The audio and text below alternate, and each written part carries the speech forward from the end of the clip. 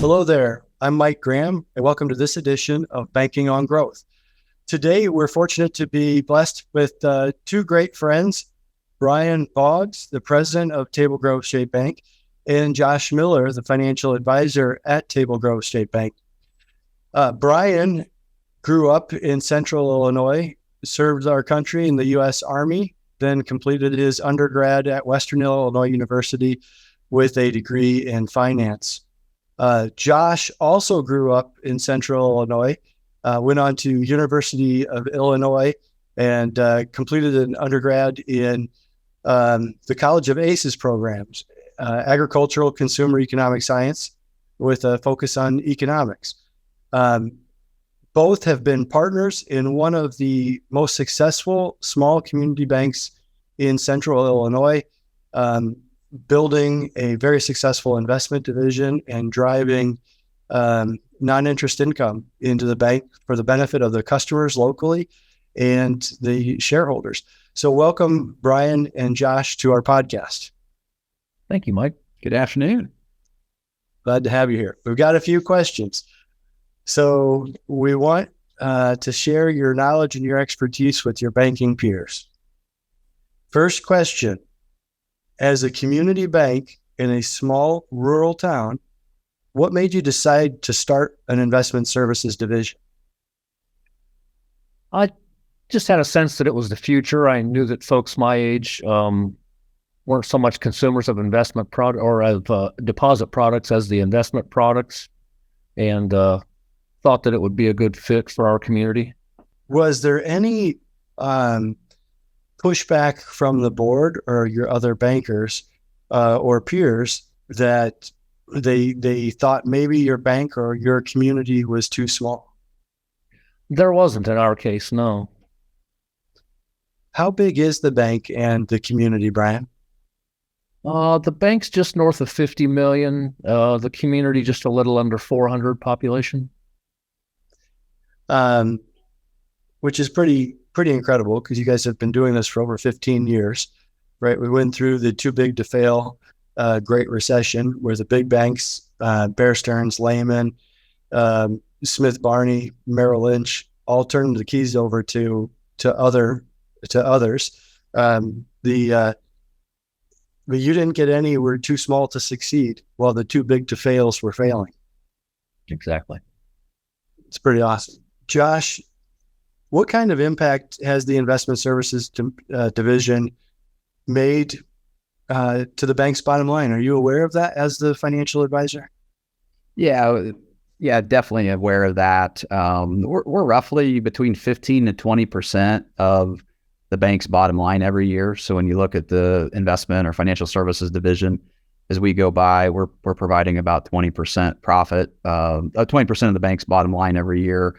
I think last year we put about $150,000 of profit to the bank's bottom line. And obviously with interest rates and markets, things vary. But, we started out very slowly and have progressed and have really built a nice business here for the bank that's providing a lot of value to the bank's clients, as well as bringing other clients outside of, our local area into the bank for the services that they can get on the bank side. It's pretty powerful. 15 to 20% of the bank's net. How long has the bank been in business, Brian? About 77 years. And Josh, for clarity, how long has the investment division been functioning? We started in June of 2006. So about to the 17-year mark here. Yeah, pretty powerful. Tell us about the ramp up to this profitability, though. How did you get here? Was it always so profitable and successful? No, I think Brian should have fired me for like the first 7 or 8 years I was here. So, no, I'm very thankful, very grateful. We were a startup here. I brought maybe $1 million or $2 million with me from my Northwestern Mutual days. I started my career there as a registered rep at Northwestern Mutual, an insurance representative, and brought somewhere between $1 and $2 million to the bank. And the bank was very patient with the business, very much took a long-term view that this could be a very meaningful revenue source for the bank and really a service that we could provide here locally without our local community having to go to a larger market, having to go to a Macomb or Canton or a Peoria or Springfield, Quincy type market. So very thankful. It took us a long time to ramp up. Unfortunately, I think I have to learn things the hard way with that. And so that was probably part of that process. But we started out and we've changed and we've evolved and our business is growing and growing every year. And every year is a little bit of pressure coming into a new year because I can't remember the last year that we didn't grow revenue year over year in the investment or financial services division. So it's been a wild ride. I can't show enough gratitude for Brian or the bank for taking the long approach here. The easy thing would have been year 1 through 7 to say, this isn't making money right now. We need to get rid of this. And instead they took that long-term approach. And here we are, almost 17 years later, and we'll probably put another 150,000 of profit on the bank's bottom line here in 2023 based on, where we're going so far this year, where our revenue's at. And so, taking the long view, and creating a really nice business and nice revenue source for the bank. Brian, did you have any pushback from the board or other leadership on being patient and taking the long view? No, we really haven't. We've got a good team on the board, and they bought in immediately, and we've been very patient and been rewarded for that patience. As Josh indicated, it kind of started off slowly, but has grown exponentially since, and now they're essentially twice the size of the bank in terms of assets. So that's been a pleasant surprise. What would you say are the key factors in the success of your investment services division? I'd like both of your input on that. Brian, I'll let you take that.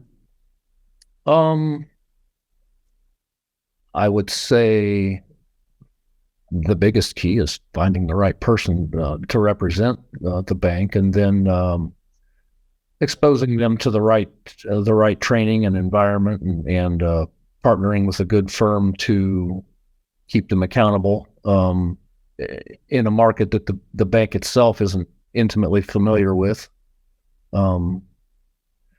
We knew we needed to be in that space, but we weren't sure how to do it. Josh, how would you expand on that, or how would you answer that?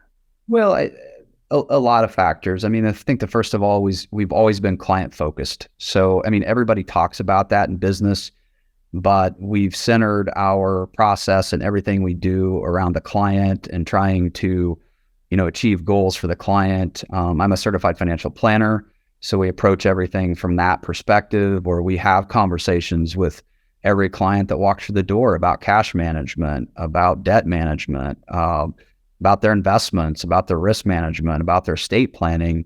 And we're trying to solve a problem. And I think clients that have been through our process understand that we're client focused. We're trying to solve their problems, whether that's getting them to a comfortable retirement or putting kids through college or wealth transfer or trying to protect the farm. In our area, a lot of it is, I've got a lot of land, I've got a lot of assets, and I'm worried about how I protect this asset for the next generation in case of, a long-term care health event or something of that nature. So the process has been, a big part of that. I think investment philosophy, our business model is built around dividends. We look for businesses that pay dividends and grow dividends. And if you look at asset classes over the long term, that's a consistent way to provide good long-term solid returns with the least amount of risk per unit of return.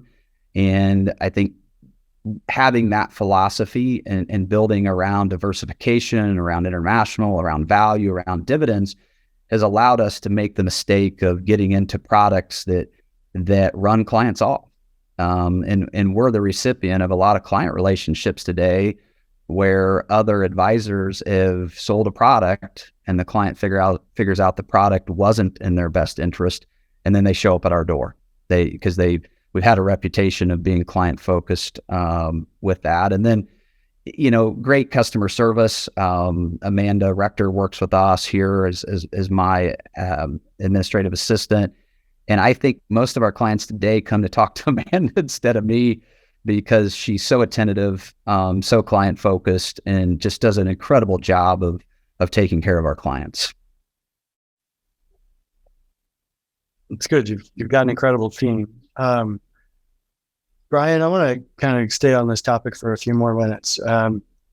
So finding the right person, finding the right partners, can you go into more detail on your experience, how those things came together, right? So a lot of community banks might be thinking, I want to be in this, but how do I find the right person? How do I find the right partner? What are attributes of those partners? I think particularly in the smaller communities, it's useful if you can find someone who already knows the folks who live there. I think partnering with the right firm has obviously been a key for us to provide that training and accountability. I think one of the keys for us has just been being here for so long. Folks come to trust us. They know we're not going anywhere. And when they have a bad experience somewhere else, they decide, well, we should give those guys a try finally. And it works out. Did you want to be in the investment business in the bank? I didn't start out that way. No, I mean, I knew I wanted to be in financial services. I wasn't, exactly sure what that looked like. Like I mentioned earlier, I started my career with Northwestern Mutual. I realized that wasn't a great fit for me in their environment, but the bank offered, the ability to provide these services in our local community where I did have relationships. I did know people in the community, and it was just a natural fit. I'm a farm kid. I'm a small town guy. I grew up in a small town, and I feel like there's a camaraderie there and an ability to build rapport, being from the community and understanding agriculture and understanding the small town community that allows us to build those relationships with clients that maybe if I was, from a large city coming to this market that wouldn't have been successful. And I think that's part of where Brian was getting at with, finding the right person. Is there a person in your community, if you're a bank looking at these services, that, is trustworthy, that relates well with clients, that will look at this as a service business and trying to provide, the best and most suitable, products and services for their clients. And so, no, I didn't set out to be in a bank. This was the door that was open to me, and feel very blessed and thankful to be in a small town bank, to be in an environment where I know the shareholders, to be in an environment where I can go talk to the bank president anytime, to be in an environment where it's kind of just a big family here. We all share life together and know each other's kids and, attend each other's sporting events for our families. And there's a lot to be said about being part of that, of a small town and a small community and a community bank these days. I mean, I'm proud, to say I work at Table Grove State Bank. I'm glad I don't work at some of the big banks that they're having their challenges these days. So, Josh, let me ask you point blank. You're a top performer. You're always a hard worker. You've continued your education to get your CFP, like you pointed out. Would you be as successful being an independent in a strip mall or affiliated with a national firm in a strip mall as you are in the community bank? No, I don't think so. I don't think so at all. I mean, one of the things, as a young advisor, especially, you struggle with is confidence and building those relationships. And I think being in the bank setting and the bank having those trusted relationships with its clients, a long-standing, long-term bank, just opens the door with that. And now once, I've built that relationship and built that rapport, the business has grown a lot faster.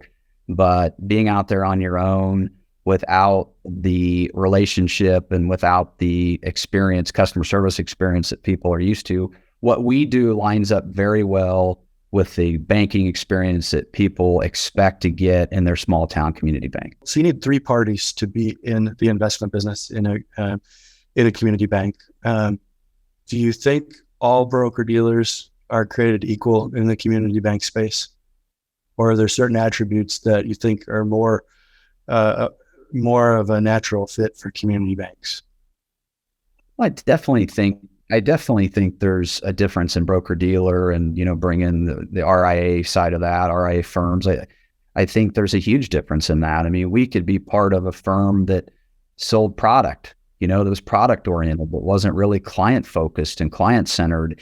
And, you know, I had a base from, you know, where I was at Northwestern Mutual, and I went through the certified financial planner training, but Midwestern Securities really gave us a lot of training and a lot of support in developing a consistent process that we could go through with clients day after day after day to understand their needs, to figure out what strategies and what advice, what tools they need, you know, to solve the problem for the client.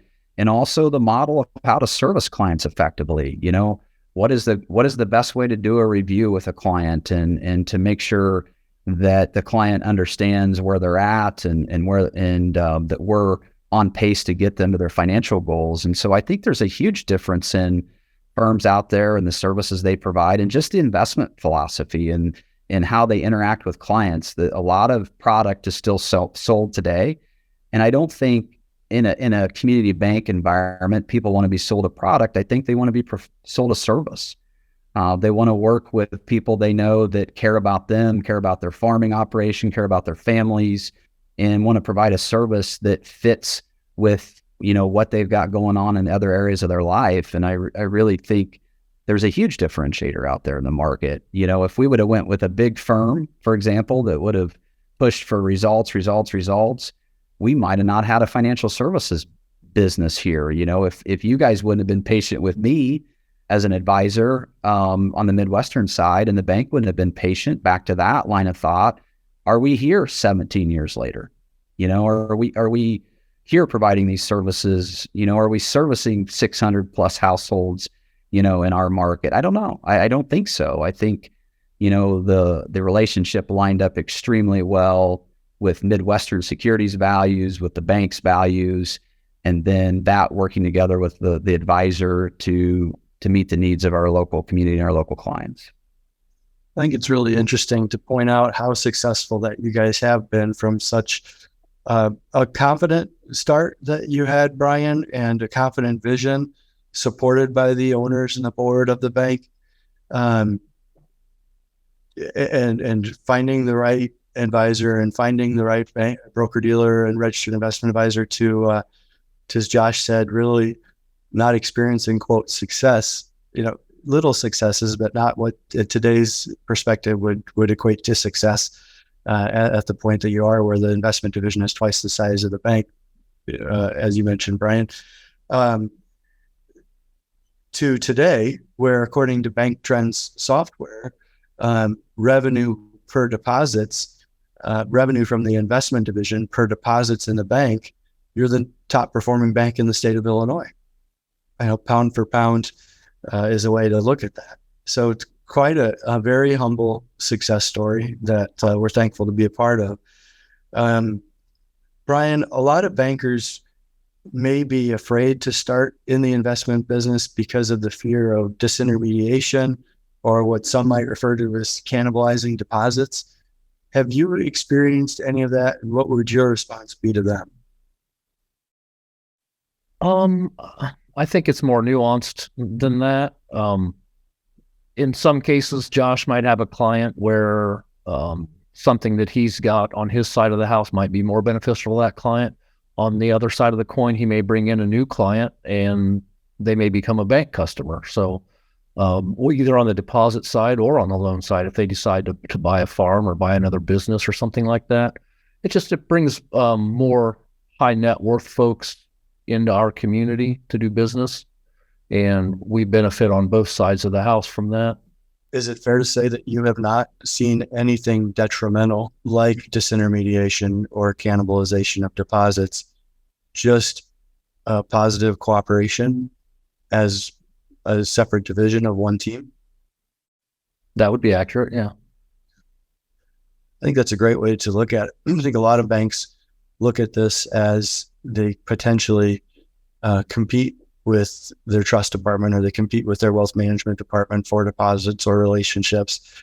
Instead, they need to look like we're different expertise. You know, if you look at it like your Army days, back to a military structure, and you've got a tank unit and you've got a helicopter unit, right? Whatever tools we need to make sure that we win is how that it's always worked over there. It's a complementing unit. So let's look into the future. 10 years from now? What does TGSB and TGSB Financial Services look like? So, Brian, why don't you start with what do you think the bank looks like in 10 years? A slightly larger version of what we are now.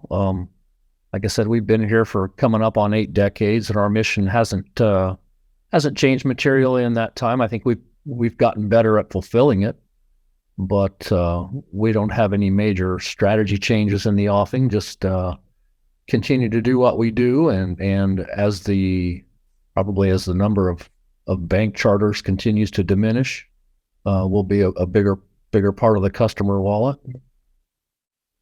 So as the bank charters can continue to diminish, when we started working with community banks, we started working with banks, there was over 8,000 charters in the country. Now there's probably closer to 4,000, 17 years later. 4,000 might be a high estimate right now.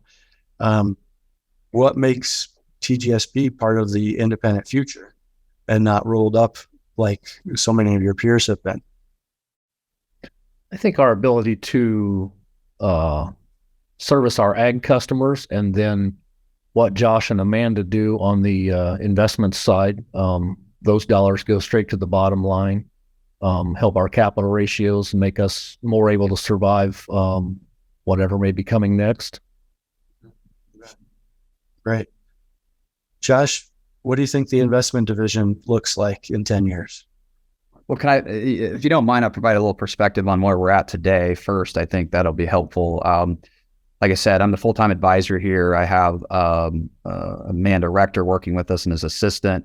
We also have Ty Houston, who is a part-time registered representative here for the bank, providing investment services as well. And then he also, through our tax service business, another division of the bank, provides tax services. So that's where we're at today. In 10 years, I see us probably 2 to 3 full-time advisors, probably 2 to 3 full-time support people supporting those advisors underneath that. I can see it being a team approach where that's going to look very attractive to high net worth clients.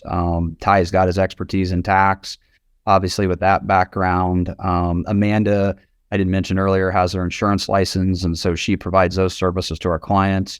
I'm kind of the general practitioner, for lack of better terms, where I'm doing the financial planning and working with the clients. But I can see us having that team approach with that. Just based on, we have about 110 million of assets under management today. Making some assumptions based on, where the assets are. I see us between 300 and 400 million of assets under management 10 years. That's going to provide somewhere between 400 and 600,000 of profit to the bank's bottom line. I mean, I think the sky's the limit here with that. We joke about space in the bank, where are we going to put all these people, to how that looks long term. But I just think there's a huge opportunity in this business to provide a great service, a great value to clients. And people are looking, especially, even in today's age with all the technology, with artificial intelligence, with all the things we talk about, people are still looking for a team that they can work with, that they trust and has their best interest in mind. And so I'm excited. I'm always excited about the future. I think you got to be an optimist to be in this business. But I think we'll continue to grow and provide a huge value here for the bank. Awesome. Future's bright. So let's zoom out a little bit.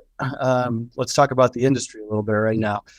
So in the headlines, we've got Silicon Valley Bank, Signature Bank, Republic Bank, Credit Suisse, UBS. We've got all these different dynamics. JP Morgan picking up more deposits, a bigger space in the industry. And they're concerned about contagion throughout the regional banks, and then how does that trickle down to community banks? What do you say to customers who walk in to give them confidence that Table Grove State Bank and community banks are different than the ones that they're hearing about in Silicon Valley or these regional banks that are in the news, whether it's PacWest today or whoever? I think I would point out that we're much better positioned to survive than maybe some of those regional banks who are more dependent on uninsured deposits, who are in businesses that maybe aren't as mature as agriculture. The tech startups and things like that, in the crypto spaces. We don't have those risks that they do. The commercial real estate is another area where I think we may be in for some trouble in the field. We, the industry, not we, this bank, because again, we're more focused on our agricultural customers. And as long as people are in need of food, I think we'll have a solid business model here that maybe won't be as subject to some of those fads as the others. I think you get to a certain size, it's really hard to know your clients, and I think, watching our loan officers interact with their customers here at the bank and being a smaller bank, I really think they have an intimate knowledge of their clients and their businesses. And it just allows you to do a better job of risk management in the underwriting process of loans. And I just think that relationship shines here. I don't worry about community banks. I sure wouldn't want to be a president of a regional bank these days, but I don't worry about community banks that are taking care of their people. There'll always be a space for the community bank in our system.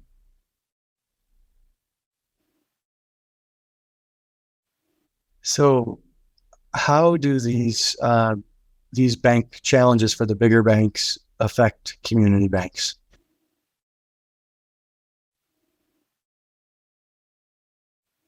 If they do at all, I would say it's only to the extent that they maybe put fear into the customers, and they come to us with questions based on business models that don't really mirror ours, and then we can explain the differences to them. Probably that's where it ends with us. Which comes back to what Josh just said about knowing your customer and having those high trust relationships. Excellent. So those are the questions that we had for you guys.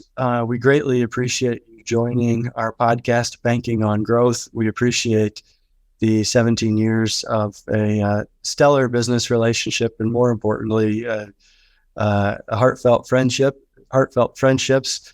As Josh, as you mentioned, you know your coworkers there.